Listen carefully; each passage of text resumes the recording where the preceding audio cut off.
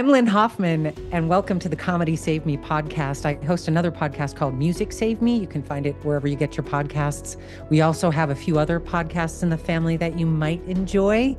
I think you would. Buzz Knight hosts the amazing Taking a Walk. And we also have Taking a Walk Nashville, hosted by Sarah Harrelson, which is really, really cool. So thank you for being here. And I'm really excited about our guest today, because she has one of the most improbable origin stories, I think, in comedy, or maybe even just in Hollywood. It's definitely straight out of a movie. She was an NFL cheerleader for the Oakland Raiders, got Rookie of the Year, performed at the Super Bowl, and then she just said, I'm going to walk away from all of this. And in 2005, she went off to pursue a dream that she hadn't even fully formed yet in her mind. She had no plan, no connections, just a joke writing class at a church in Hollywood, California, and a whole lot of nerve, which we like to also call chutzpah, also known as balls. Can we say that? We can say that. Which I just, again, is so inspirational. Just 2 short years later, she became a viral nail salon impression, a breakout character named Bon Qui Qui on one of my all-time favorite comedy shows, Mad TV, which, by the way, was critically acclaimed as one of the best sketch comedy shows of all time. Take that, SNL. 7 comedy specials she has under her belt, a memoir, a film with Eddie Murphy, and a sold-out global tour.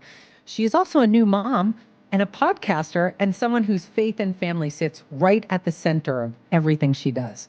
I am so thrilled, I've got goosebumps, to welcome Anjelah Johnson-Reyes, coming up next, right here on Comedy Save Me. Don't go anywhere. Anjelah, welcome to Comedy Save Me. It's so great to meet you in person. Thank you. Thank you for having me. Well, virtually, actually. So it's Yeah, it counts. I feel like I'm friends with some of the Instagram people that I follow and I chat with, and then I forget I've never met them before, but we like chat back and forth all the time. I don't know if you have any people like that on socials, but I have social media friends that we've never met, but we chat. It's great. It's like you just pick up where you left off, and you don't Yeah. have to worry about anything. And well, Yeah. it's almost the next best thing. Anjelah, your origin story is just remarkable. And when I started reading it, I was like, wow, that's so cool that you had the nerve, the gumption to just go and follow your dream, even though you didn't quite know the Yeah. whole picture. Yeah. And it's literally ripped from a movie script, from Raiders cheerleader to successful actress and comedian. What was the actual moment, I need to know, that you thought, I can actually do this and I'm going to do it? Well, I wanted to be an actress, but I wouldn't say it out loud because I was embarrassed because it felt so far-fetched. It felt like I might as well say I want to be a princess. You know what I mean? Like Yes. that's how it felt. So I'm like, I'm not gonna say this out loud. That's embarrassing. Then I had a friend who was a friend of a friend, really, my cousin's friend, and she moved to Hollywood and she was a dancer for like NSYNC and she did a lot of music videos and I remember one time seeing her in a Ross commercial and I was like, "Oh my gosh, I know somebody famous." And then what happened was is I reached out to her and told her I like confided in her. I was like, "Hey, I want to do what you're doing." And she's like, "Well, if you ever move to LA, I'll help you get started. I'll help show you the ropes." And I'm like, "Huh, wow. Now it's like an actual attainable dream, not just this far-fetched fantasy of like being a princess."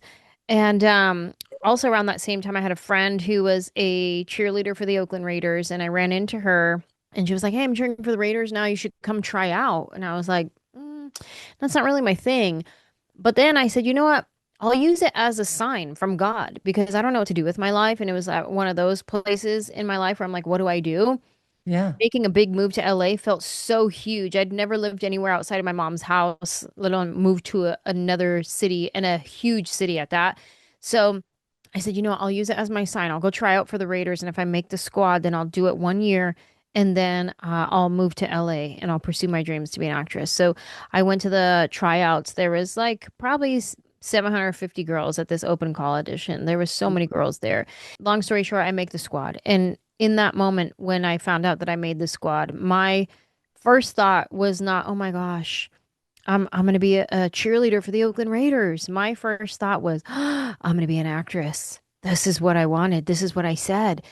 And so I cheered that one year. We went to the Super Bowl that year, came home from the Super Bowl. I packed up my bags and loaded up my station wagon. I had a hand-me-down station wagon from my mom, and I drove to LA the very next weekend. And my friend kept her word. She said, if you ever move out here, I'll help you get started. So she did. And when I got there, she helped me sign up to be an extra, and I became an extra on Friends. And I was an extra for season 9 and 10. And that's how I started my career in the entertainment industry, was being an extra. Wow, that is an amazing story. First of all, what did the Raiders say when you said I'm out and you just won Rookie of the Year? They just made Super Bowl. You're on top of the world. That's the last place you'd leave, is that? That's a good question. There was a moment actually when I left, but so this is the rule. If you cheer for 1 year, you have to give your uniform back. If you cheer for more than a year, like 2 years at least, you get to keep your uniform, right? Huh. So I was in contract from June to June is when it started. Season was over in February. We were done after the Super Bowl. So I moved to Hollywood, but technically I was still in contract. So I brought my uniform with me and I went to Uh-oh. LA, and I would do calendar signings because I still had my calendars that I was selling, and I was still technically a Raiderette. So I would go to the Raider Image store in the mall and I would set up my own calendar signing events. My cousin was in radio. He was the morning radio host on Big Boy's Neighborhood, Joe Grande. He would have events that he would be showing up to, where to be like, we're going to be at, Big O Tires from 7 to 10 a.m. Joe Grande is going to be out here. We got an Oakland Raiderette that's going to be there, blah, blah, blah, blah, blah. And it was really just me, his cousin, but I had my uniform and my calendars. So I would go with him to his events that he was Yeah. showing up at. And I was just like a added bonus to the event, and I would bring my calendars and I would sell my calendars, and that's like how I would keep making money. And then it came time for my contract was up, and I was like, ooh, maybe I'll just keep my uniform. And then Uh-oh. one day I get a message from the director of the Raiderettes, I thought you were going to say the and police called, like, might as well have been. oh my She God. calls me and she says, she drops one of these. I know, being the good Christian girl you are, you're going to be returning your uniform because that's the rules. She threw that one on me. She brought in No. the Lord. Otherwise, What? I was about to take that uniform. Well, what are you going to do after someone says that? Obviously, now Exactly. you So then have to I, give I it put back. it in a box and sent it home. Well, at least we have the calendars and the memories. And you Exactly. know what? They can keep it. I got pictures. I'm fine. I know. You know what? Well, I can't even fit it anyway. So, I I love that you did that though. That I used to work in radio too, and I met Big Boy, and I believe I met your cousin when I was out in mm. LA for an event. They were amazing. They had it all wrapped up out there as Oh, far as yeah. radio is concerned. Oh, that's right. So when you went to what did they call that? An appearance where they Uh-huh. would do a morning show appearance somewhere. Uh-huh. So you just tagged on to that, not Yeah. even that is really, I Yeah. love that. That is Yeah, if so anything, it made his appearance better because he was right. bringing a Raiderette, but really it was just an opportunity for me to sell some calendars. It was just great. It was great all the way around. I love Yeah. it. And you talked about taking a joke writing class at a Yeah. church in Hollywood. Yeah. Did you even know that you were funny? And this was like on a No. total whim too. Did you know you were funny before that? No, I mean, my whole family is funny. My dad's hilarious. I grew up watching my dad get the laugh in every conversation that he's in. Like my dad is the guy who can make the register person laugh at the grocery store. Somebody in an elevator, he's making them laugh. So I grew up watching my dad get the laugh. So my dad's hilarious. My siblings are all funny. I didn't know I was funny outside of my family. Like I thought we all just laugh and crack jokes. That's what we do. I didn't realize that I had a gift for comedic timing.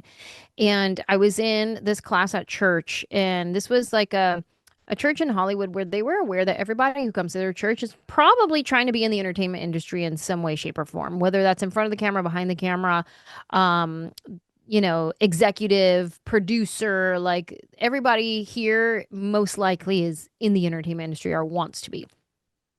So they would offer classes on Tuesday nights. It was like creative arts night, and they would have acting class, dance class, singing, production. And I was in the acting class, and we would play improv games in the acting class, and I was funny in the games. Like I had good timing, and there was a stand-up comedian there named Lisa Alvarado, and she was like, "Hey, I'm going to be teaching a joke writing stand-up class. Do you want to come take my class?" And I was like, "I don't know, is it free?" And she said, "Yeah, it's just in that room over there." And I was like, "Oh, okay, sure, I guess so." So then I ended up moving to the other room to take her stand-up joke writing class. And that's where I wrote this nail salon joke in her free class. And this nail salon joke ended up being what blew up my spot on this brand new thing called YouTube. Had no idea this would ever happen. And it all started from that free class. So, and now I'm rewinding for 1 second. Sure. Two things you mentioned. Was dad funny with dad jokes, or were they actually like really funny jokes? Now he is full on dad jokes. Now he I was cracks just jokes, and I'm like, that, oh man. really? Like, were Come people on. just laughing to be nice to Oh dad? no, he was hilarious. Back in the day, I love, I love oh, he that. would crack and he was quick, so quick-witted. Like you couldn't get That's to the the joke best. before him. That wasn't gonna happen. Like he was so quick and so he still is quick and he still is funny. But now it is more like dad jokes that he It does. is. That is so funny. Gosh, he must be so proud. And the other thing you mentioned about the church, no, knowing that people coming in there want to be actors and actresses, Huh. like it wasn't just churches, it was like restaurant, like gas stations, anywhere you go. And I know this because I was in LA the first time ever, and I used to smoke cigarettes, and I went Mhm. out to have a cigarette, and my boyfriend, who's now my husband, was with me, but he was staying at the bar, and I went out to have. And like six girls came up to me and said, is your husband a producer? And they pulled their bios out of their pocket, like they were ready to go with No their way. with everything. Like, I'm like, what? So I collected them all and I went back in and I was like, you're not going to believe what just happened. I just got everybody's resume out there. So it's true, everyone is, but to break through that and to actually be able to share your gift and your talent like you did, I mean, that came from you. It didn't come from you giving somebody your resume. It came from you just coming up with these ideas. Showing up. Yeah, And that nail salon bit went viral before going viral was even a thing. that's right. Did that feel like a fluke to you, or did you know that you had 100%. something? It felt like a fluke. I mean, I knew I had something when I was taking the class because I would do this character for all my friends growing up because I grew up around a huge Vietnamese population and I was very immersed in the culture. One of my best friends growing up was Vietnamese. He would teach me things. His mom would teach me things. She would cook pho for me. Like I grew up very immersed in the Vietnamese culture. And so when I would do this character for my friends, like I had the accent down, I had That's not everything easy. from what was being said in the nail salon. Everything that I say in that joke has been said to me at some point. And so when I was taking that class, I was like, I do this nail salon character that I think I can make it into a joke. Because at this point, I was already performing it for friends Yeah. but I didn't know this was called performing. It would just be like my friend would say to one of their friends, be like, "Oh, Ange, do the nail salon thing that you do. Watch my friend, do the nail salon thing that you do." And then I would just do the thing. I didn't realize that was performing. So I was like, I do this like nail salon character. I think I can make that into a joke. And she was like, nail salon jokes are so hacky. Everybody has a nail salon joke. I would just steer clear from nail salon jokes. And I was like, you know what? But I don't know if they do it like me though. I think I'm still gonna do it. And so I did it. And it ended up being the thing that blew up and the thing that I still perform till this day, 20 years later. I'm still rocking that nail salon for people at my shows and people go crazy. It's wild. Do you still have the nails on? Do you? I Oh, do still got some yes. Some nails. fine nails. I love it. Bun Kui Yeah. became another cultural phenomenon.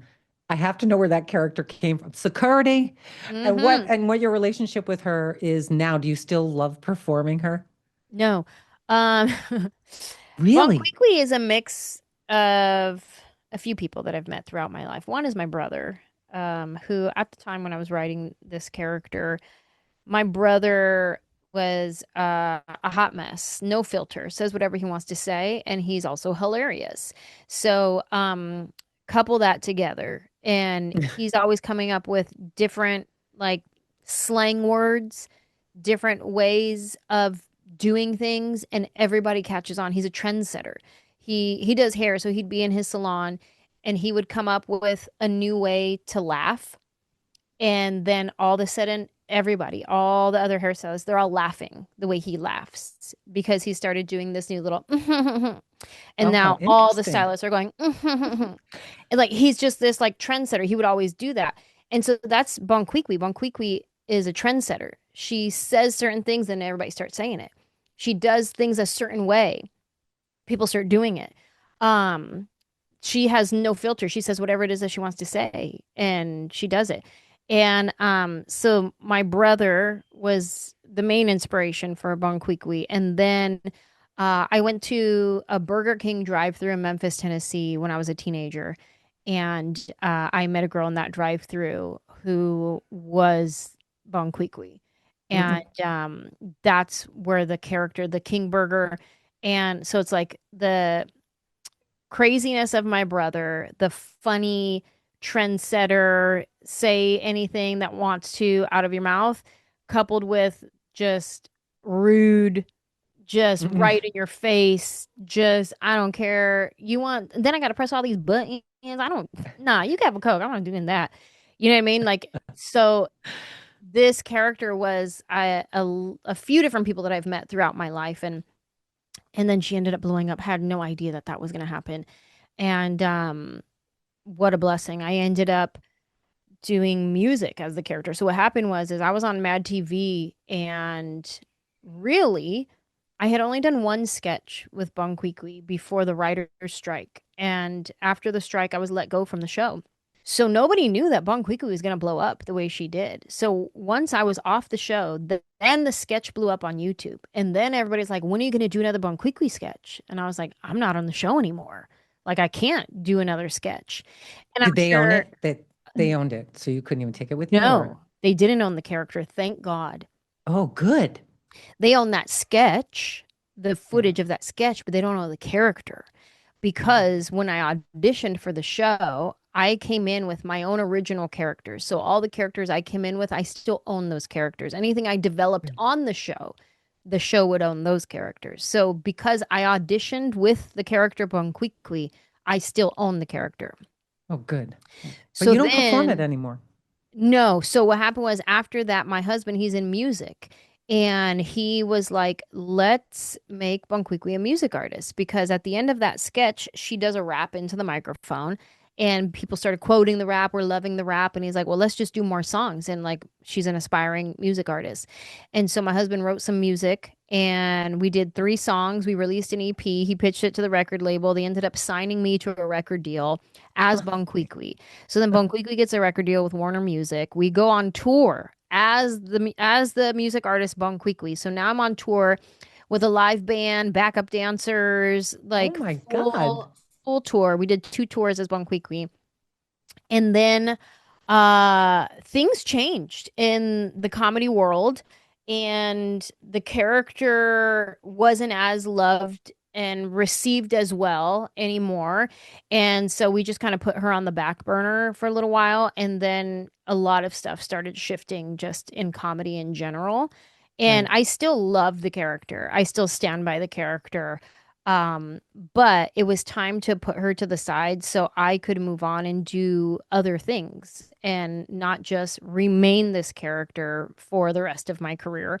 But it was something incredible that I did and that I still get to fondly look back on. And I still get to hear people quote her and talk about how that's my alter ego. Or, we quote her every day. We quote you, blah, blah, blah. That's so cool that I get to be a part of people's life in that way.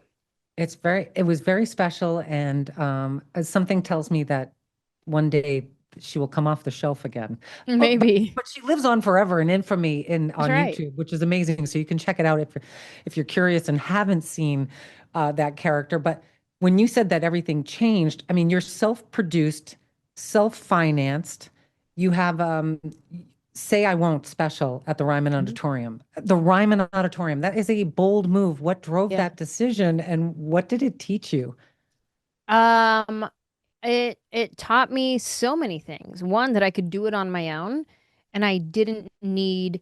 The people who I thought were giving me a yes, that I needed to hear a yes from them, turns out I didn't need their yes, that I could just do it on my own. And my husband is my partner in every way, and he had been telling me for years to do it on my own, but I had been waiting for the yeses of the others. Was it And fear? then say again. Was it fear? I mean, you weren't scared to do anything to that point. Not okay, maybe fear of not doing it the right way, doing it Right. the way it's supposed to be done, doing it the way the optics are going to Hmm. make it look like. What's it going to look like if I do it on my own? Right. And it's not going to be as respected if I do it on my own. Like that kind of faux confidence. Like, Just getting in your own way of success because you're telling yeah, yourself you can't do something. yeah, because I Mhm. can't do something or it's not going to be as prestigious if I don't have like a big network Right. produce it for me, then it's not going to be as good, right? Um, and that's something that my agents and managers had told me over the years. And, the optics, the story you want to tell, woo, woo, woo.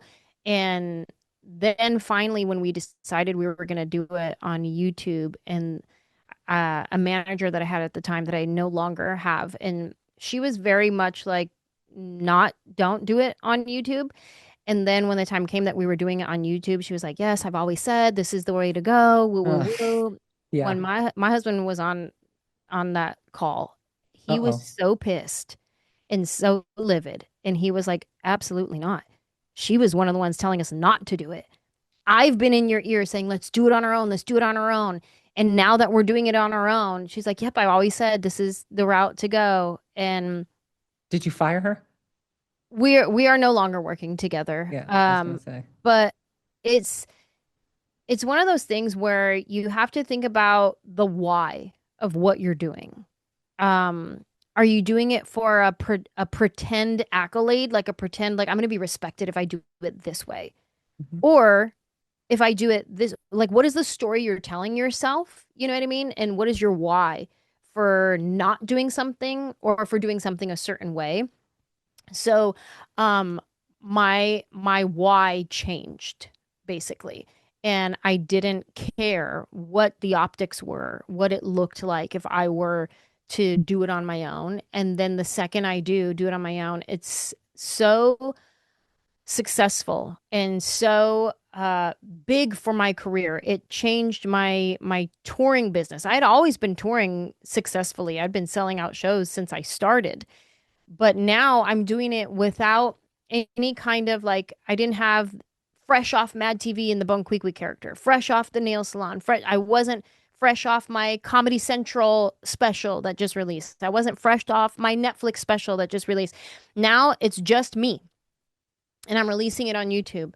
And now my business has grown even more. And not only that, I own it. I own the excuse me, I own the special that I'm Yeah. releasing on YouTube, and I can license it out to whoever I want to license it out to. And so now there's other channels that are also streaming my special. Now I can license it out to airlines that want to play my special when you're when you're flying across country from New York to LA, and you could watch my special on one of the airlines. um I get to be a part of all the decisions and the final yes and the final no of all the decisions of the thing that I worked hard at, that I created, that I wrote, that I performed. Now I get to be the one that says, actually, no, I don't want to do it like that. Actually, yes, I do want to do it like this. It now comes down to me taking the risk on myself and being the one to say yes to me. Like, I'm waiting to hear that yes from someone. I am the yes, and I say yes. Do you hear that? I'm just talking to anyone who's sitting on the fence about doing something after listening to what you just said. If they don't get up and just act, Mm, then I don't know what they're listening to, because that is it in a nutshell, what you just said. Taking control of your life and your career and making your own decisions and not being scared by people who, I'm not going to put down managers and agencies and all that stuff, but boy, oh boy, it's nice to be free from some of that, to do what you want and to see that it's okay to go at it on your own, yeah. and that there's nothing to fear. Um, And don't get me wrong, I still have agents and managers. My manager yeah. now is fantastic. My agents are amazing. Like I still have an incredible team. Well, they're I think, probably good for you and to you, and they treat you respectfully. Not, you have and to it's get around also a lot of stuff. where you put the weight of somebody's word. Like who carries the most weight in your life? You know, like if this person tells me no, you you shouldn't do it that way, but this person tells me, yeah, you should do it that way. Who carries more weight in this situation? You know what I Yeah, mean? And that's where you get to decide as a person. Like yeah. who do you want to give that much weight to, you know? Well, you've got a lot going on. It seems to have begat so many projects. You have a memoir, Who Do I Think I Am? And that gets into growing up between your Mexican and Native American heritage and your American culture, and how much of that identity and tension fuels the comedy. Is there a lot in there? Oh, absolutely. I mean, I am Mexican and Native American, and I grew up with the last name Johnson, and I don't speak Spanish. So I grew up very American. But I always wanted to feel more Latina than I actually was because I didn't speak Spanish and my last name was Johnson. You know what I mean? And I Yeah. always wish my last name was like Rodriguez or Sanchez or like something like with a "ez" at the end, you know? Yes. And it's like I wanted so much of the I wanted to be a chola. I wanted to be like that gangbanger's girlfriend. Like I wanted to be that tough girl. Like there was so many, but I was too nice. You know what I mean? Like I couldn't do it. But I wanted that life.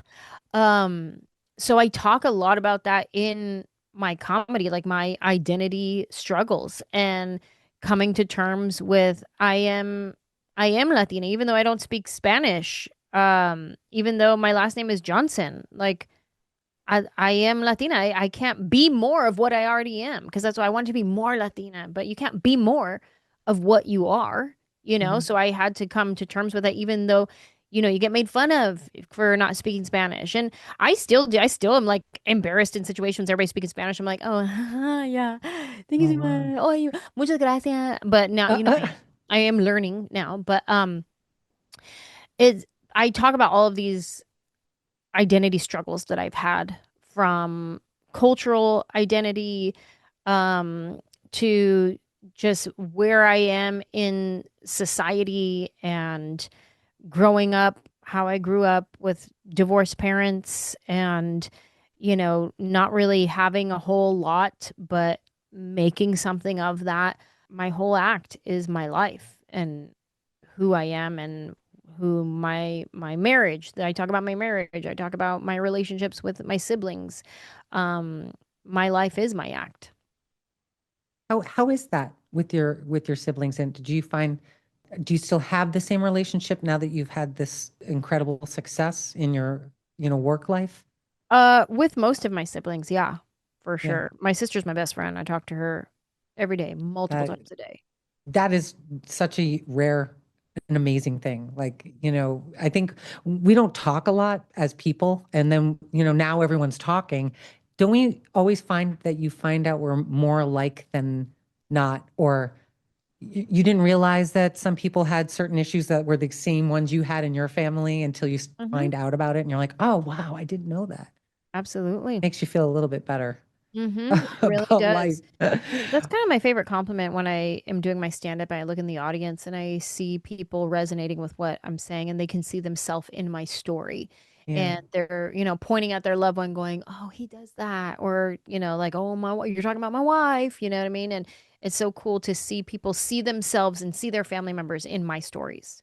That's because you're authentic and you are definitely the real deal. And also faith, I know is clearly a very big part of your life. How do you navigate that in a comedy world that doesn't always, how do I say this in a nice way? It doesn't always make space for that. Sure.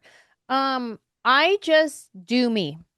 And I tell people, do you and do you well. That's it. Show up as the best version of yourself. To you can't try to be the person you saw next to you. You can't try to be the comic who went up on stage before you. You can't try to be whoever it is that you're looking up to on social media. You could be inspired by them for sure, but you can't try to, well, let me do it how they're doing it. Well, how they're doing it works for them because of their life. It may not work for you because you're different. So use your strengths and use your childhood trauma, use your memories, use your relationship that you had with your dad, whether it was good or bad, use your relationship with your siblings, use the fact that you're an only child and you didn't have siblings, like whatever it is that makes you you. That's your own point of view, that's your own perspective, and that makes you unique. And nobody has you. You can look like other people, you can show up at the audition wearing the same exact outfit as every other girl in the room that looks like you. I show up for audition for Detective Rodriguez, and we're all wearing the same, jeans and a leather jacket, and we're all Latina, and we're all in this room. We're all going to go in the room and read the same lines. Yeah. I can look at that situation and be like, man, I'm just a dime a dozen over here. Like, what? She's way prettier than me. They're probably gonna pick her. Oh, she looks way more tough than me. They're probably gonna pick her. Or you could just go into the room owning it, knowing that there's nobody like you. No one can do what you do because they don't have all the things that I mentioned before, your childhood trauma, your relationships. They don't have the things that make your perspective different. And so just show up and be the best version of yourself in every room that you walk into. Great advice. Great advice. Auditioning sucks. No matter what you're auditioning No. for, is the hardest part. Your Fungela, did I pronounce Yeah. it Fungela podcast? I just want to make Right. sure. It's about gratitude and mental health alongside comedy, which obviously speaks to exactly my podcast, which I love because there needs to be more of this stuff spread around out there in great quantities. Why was this the show that you needed to make? Why was that important to you? People had been asking me to do a podcast for a while, and I was like, I'm not gonna do a podcast. I don't. Why am I gonna do a podcast? Just get on and talk about nothing? Like I don't want to do it. And then I thought about this idea to use one of the tools that I use in my mental health journey, which is gratitude. And there'll be times where I have anxiety, and I'd be in a green room getting ready to go on stage, and I'm feeling anxiety, and we'll pause the room, everybody stop what they're doing, and everybody tells me 5 things that they're grateful for. And we go around the room and we all share our gratitude. And sometimes it's not me. Sometimes it's my opener is having a rough day, Mm. and you can feel it. You could see it. Something's wrong. All right, everybody stop. We need to practice some gratitude. And everybody goes around the room. We say 5 things that we're grateful for. And together we start shifting our perspective. We start changing the vibration in the room. We start raising the vibration in the room from this low, stressful, and anxious frequency. We raise it to this gratitude frequency. And we practice gratitude. And that's something that I use in my mental health journey. So I said, well, if I can incorporate something like that into the podcast, then I'd be down. So that's why my podcast premise is gratitude. Every guest that we invite onto the show, we ask them 5 things that they're grateful for throughout their life, whether that's, an uncle they had growing up, that, he helped me get to where I am today. Or maybe it's the fact that their car that broke down, they got a discount on it getting fixed yesterday, and they weren't expecting that discount. They really needed it, and they just said, I'm gonna give you $200 off. Um, Maybe it's something like that. But we get to know every guest through the lens of gratitude. And usually their gratefuls lead us into an incredible story from their life. And we learn something about them. And we also do a matitude. The matitude is the thing that gets on your nerves. Like, what makes you mad? What gives you a bad attitude? That's a matitude. Like, what is your matitude? So we do one matitude, and then we move into gratitude. And we just learn some incredible things about each guest that comes on the show. And it's such a cool way to get to know people. Where did you come up with that idea? Obviously, you said you practice it in your own life, gratitude. Yeah. And I mean, it's easy to say just think about what you're grateful for and you'll get through something. But sometimes we're really bogged down Mm. and people don't realize that we all suffer from Yeah. anxiety and depression and insecurity, and it hits you when you don't even expect it. Where did that gratitude thing come in, and what made it so important, or It why do you came think it's so powerful? it came from a book by Johnson-Reyes, and my brain, I swear, since pregnancy, my memory is so bad. I can't even remember the name of the book right now, but I lived by this book, and it was something that like changed my life.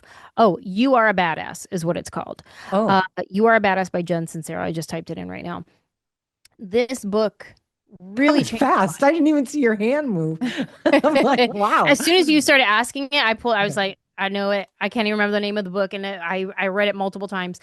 Um, it changed my life. The things that it taught me about gratitude, and she talks about how gratitude, it's almost like when I'm saying a joke and I say the joke and they laugh, and then the laugh comes back into my body, and then I say the joke and they hear it and then they laugh. It's this big circle of gratitude going back and forth. And so all the principles of that, like practicing saying it out loud, because when you hear yourself say the things that you're grateful for, like you're Mhm. raising your vibration. I learned it from this book, and I started practicing it, and it became something that really helped me. Like there's a lot of tools that I've learned over the years, different breathing techniques, different Mhm. supplements, and they have all worked in their own way. And gratitude is definitely one that works like that. The second I'm like feeling heavy, or not the second I'm feeling heavy, the second I realize that Right. I've been feeling heavy. Because a lot of times you don't realize it until you're like, and you take a deep sigh and you're like, oh, I'm holding on to something. Oh, my face is like scowling, like something, I'm not right. I haven't been singing. I sing a lot throughout the day, whatever. I haven't been singing. Something's wrong. Something's off. It's when you realize it, then I'm like, let me practice some gratitude. Start saying it out loud, what you're grateful for, and it starts shifting things. Well, speaking of gratitude, comedy saved me. I'd love to know your answer because it sounds like there's a nice melding of both comedy and gratitude by what you just described. Was there a moment that comedy literally got you through something and saved you? I mean, my whole life, I live a beautiful life. I have an incredible life. I have an incredible husband. I'm so lucky that I get to be his wife. I have uh the most beautiful, hilarious, spunky, sassy daughter. Um, my dog is the best dog I've ever seen in the history of dogs. Like I have a beautiful life that I get to live. I get to travel the world telling stories about my life. That in itself, I would say comedy saved me because it provided me this life. When before this YouTube video came out, I was renting a room at my friend's house. I couldn't pay my rent, but she was very generous to let me still stay there. And my sister would send me gift certificates to the grocery store so I could get food to eat. I was on unemployment. My unemployment checks had run out at this point. I didn't have an agent at this point getting me auditions or anything like that. So I was at this place in my life where I was ready to go home because I had nothing. I had nothing pointing me in the right direction, saying, "Hey, you're on the right track, girl. Keep going." Nothing in my life was saying that. Everything in my life was saying, "Well, I mean, you tried. You good for you. You moved out here. You gave it a shot, but this ain't for you. Okay, time to go back home." Everything in my life was saying that. But I stayed because again, my sister was sending me gift certificates to the grocery store. My friend was letting me live there without paying her rent for a while. And I had this feeling in my spirit, in my gut, that was telling me, don't give up. It's not time yet. I know everything does not look good right now, but not yet. I felt like God was telling me, not yet. Yeah. Hold on. I know it looks bad, but not yet. Just wait a minute. Just wait. Hold on. So I used that time of having nothing, no groceries, no auditions, no money. I used that time to pursue God and have a relationship with God during that time. And I would pray, I would read my Bible, I would sing my worship songs, and my connection to God grew stronger and stronger and stronger. The more I had nothing, the more I just had Him, and that's all I needed. And during this time, I remember hearing God's voice in my heart saying, like, you're about to be so busy doing the things that you love that you're not going to have all this time with me. Because I was literally spending all day praying and reading and singing worship songs because I didn't have anything else to do. So that that became what I was doing all the time. And I felt like God was saying, like, hey, you're about to be busy doing the things that you love, that you're not going to have time to like spend all day with me like this. But I don't want you to like give yourself a guilt trip. This is from me. So I don't want you to think, oh, I can't spend 24 hours a day with God anymore. This must be like the devil. Nah, girl, you're not a nun. You're not like dedicating your life to me in this way. I'm not requiring this of you. I'm letting you know your life's about to change and it is from me. So accept it. Don't fight it. Maybe within a month, this nail salon video blows up on YouTube and changes my whole life. What do you say to those who are doing the same path and maybe stuck in a rut right now? Turn to God, ask God, what do I do? Because there was moments definitely where I was like, maybe I should throw in the towel. And God's like, no, not yet. And then there's other situations that I was in that I was like, maybe I should throw in the towel. And God's like, yeah, yeah, I've been trying to get you to throw in this towel because I got something else for you. I'm trying to get you to pick up this other towel over here, but you won't throw this one down. You know what I mean?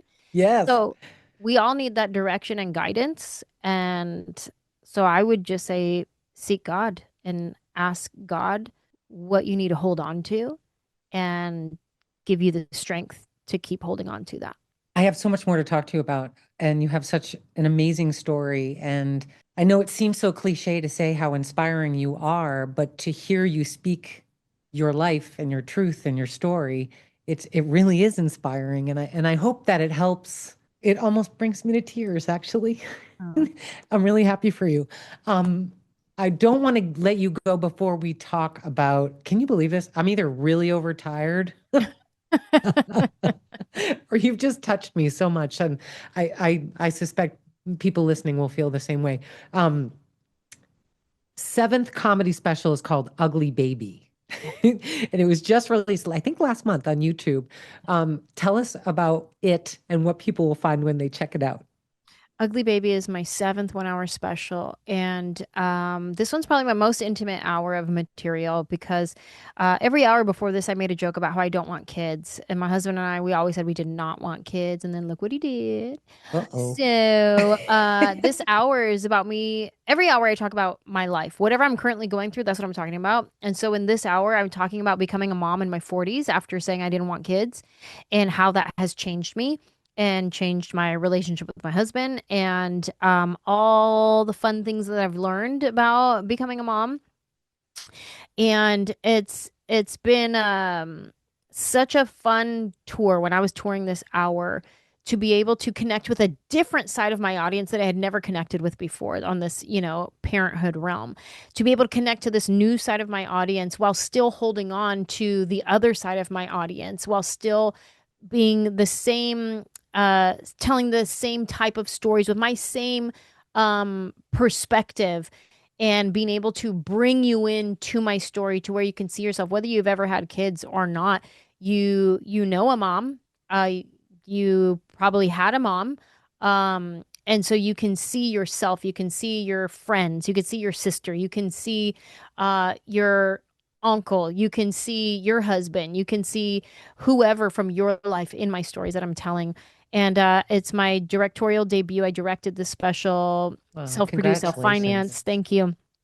And it is on YouTube for free. There's no paywall. It's just out there for anybody who wants to experience some joy. Just look up Ugly Baby, Anjelah Johnson-Reyes. You can spell my name any way you want, and it's going to say, "Did you mean and just be like, yeah, that's what I meant. Give me that one. And watch my special Ugly Baby. Ugly baby, Anjelah Johnson-Reyes. It is such a pleasure to have had this time with you. I'm so grateful for it, and you made me cry, and I don't even know why. I think I'm sorry. I feel like I'm just astounded and so grateful again that I had this time with you and that you shared so much. And I'm looking forward to everything in the future that you're doing. Keep doing it, and maybe you'll come back and see us again because I have a feeling that you're not done. And Yeah. obviously, this was what you were meant to do in your Thank you. life. Thank So, you. congratulations on all your success. Thank you very much. Thank you. Oh, I'm such a blubbering. I love it. Uh, it was just Bravo. beautiful. Bravo. That was You're a Thank you. force fantastic. to be reckoned with, and it's just wow. I Yeah, appreciate that. Thank you very much. Um, Bravo. anytime I get to share my story, it's even a reminder for me, you know, yeah, to yeah. see how far I've come, to see, remind myself of the wins and the adversities and the things that you overcome. And it's like there's and I'm not as like I grew up like, super Christian, and I was very much like I was saying, like read my Bible, woo woo woo. And this season of my life is a little bit of a different season for me, but even taking it back to a scripture from the Bible, it says they overcame the enemy by the word of their testimony. And it's like the more you share your testimony and the things that you've overcome and gone through, like that's how you continue winning, is because you keep reminding yourself what God has done in your life. And especially when you're feeling doubt and experiencing self doubt or whatever, maybe I'm done or maybe this was it for me. And you start reminding yourself of all the times when you thought that before and you were not done and God was still doing something in you. Um, so anytime I get opportunities like this, it's even a reminder for me, and I feel it and I'm reminded. I'm like, maybe I should go pray. You know what I mean? Maybe Yeah, I and should. keep doing the podcast, keep Yeah. doing interviews about, obviously promoting what you're Yeah, doing, which all ties back to that message, which is so definitely. beautiful. Well, So, thank you for the opportunity. oh my gosh, thank you. I feel like I was Absolutely on loved your it. podcast, not on Thanks, mine. Buzz. Thank you very much. That was Was great. it? All Appreciate right. you guys. Have a good day. All Wow. right, you too. Bye-bye. Bye. Bye. I think I'm overtired. No, Oh, that was fantastic. I would even keep that last little bit that she just said. Oh no, I know. He could probably tack it on there, right? Totally. Before we come in, because that was a lovely thing to say. I know.